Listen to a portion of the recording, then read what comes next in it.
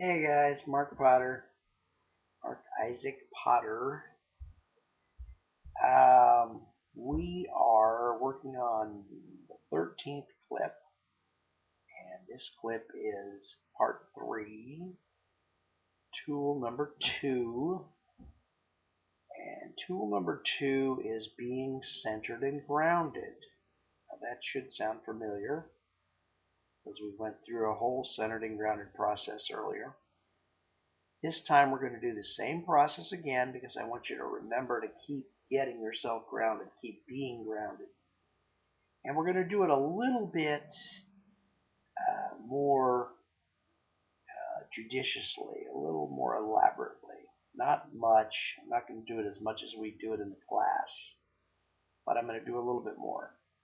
And in this part of the book, I don't remember these tools very well, so I will usually put the workbook up on the screen. You'll see the lighting change. I'll read a little bit and I'll click back to the camera, something like that.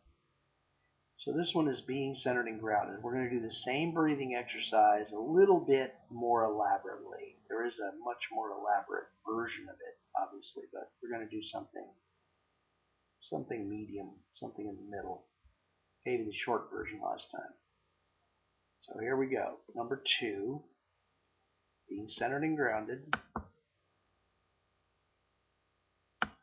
Okay, so the way I've got this written here is in 3 parts. First part is having your feet solidly on the ground. Now again, you're sitting in a chair right now watching this probably, hopefully. And I want you to visualize doing this because I want you to be able to visualize doing it later. If you want to stand up and do it, you can.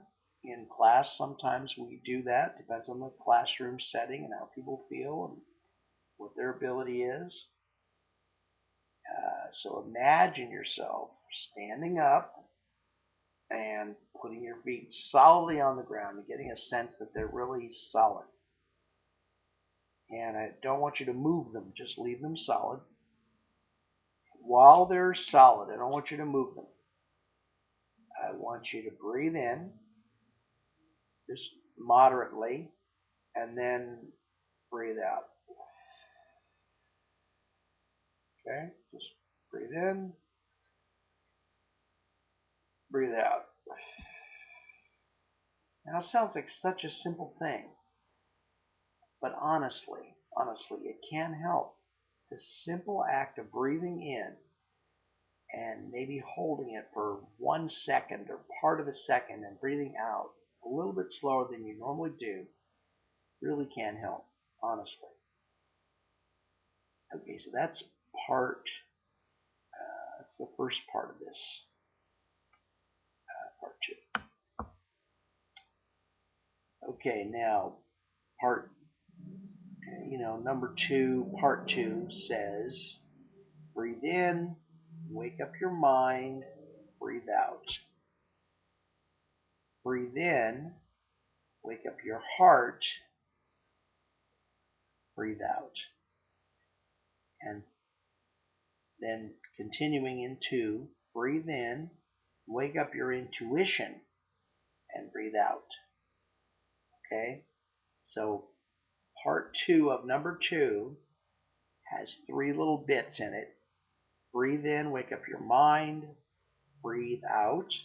Breathe in, wake up your heart, breathe out. Breathe in, wake up your intuition, and breathe out. Now, there's a lot I could say about that, obviously. We're at 4 minutes, so I need to stop this clip, but um, maybe I'll say more about that in a few minutes, especially about the intuition.